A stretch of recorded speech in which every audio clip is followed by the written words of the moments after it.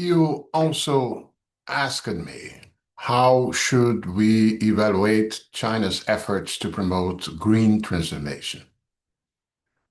Well, evaluating China's green transformation requires looking past simple success or failure labels, right? At the start of the 15th five-year plan, the evaluation is a study in extremes. You have record-breaking renewable deployment existing alongside a massive coal infrastructure.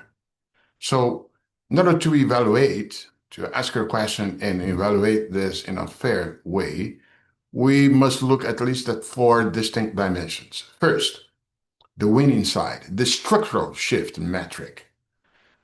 The most significant indicator is that China's emissions have been flat or falling for nearly 2 years since late 2024. This is the first time a decline has been attributed to structural change rather than simply an economic slowdown. And it's incredible, the renewable dominance in 2025 alone, China added roughly 430 gigawatts of wind and solar. It's more than the entire existing capacity of many developed nations.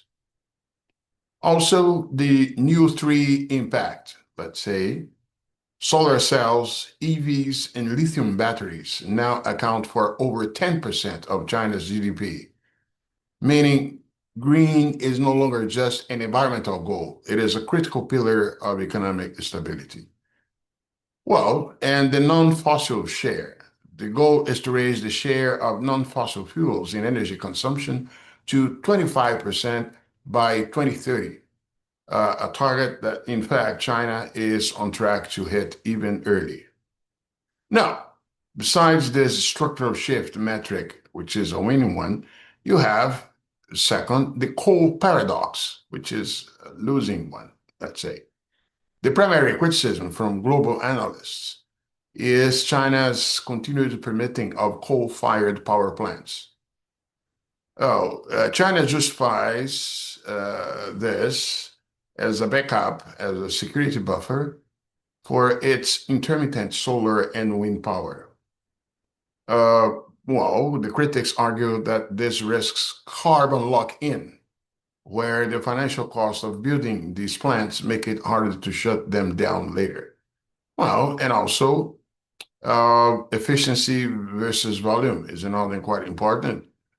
While China has the world's most efficient coal fleet, the sheer volume of coal burn remains the single largest obstacle to global 1.5 degrees Celsius targets, right?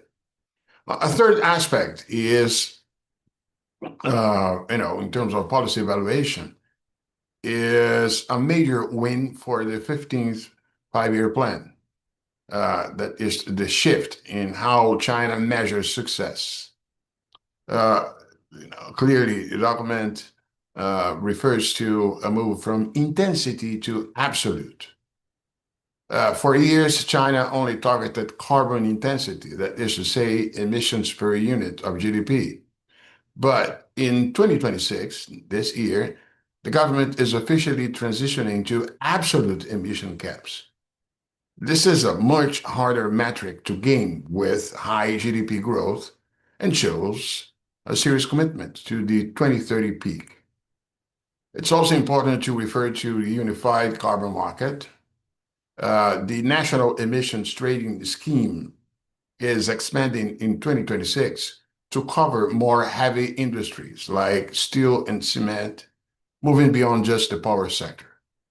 Well, and there is also obviously the green diplomacy metric. One must evaluate China's role as the green workshop of the world. Exporting the transition during the 14th five-year plan from 21 to 25, Chinese exports of solar and wind tech helped reduce roughly 4.1 billion tons of carbon emissions in other countries. And now, China is aggressively setting international standards for green finance and carbon accounting, aiming to be the rule maker for the global South's energy transition. So this role in terms of standard setting is also to be highlighted. So these are grossly four dimensions in which one may think as the backbone of any evaluation of China's green transformation. Thank you.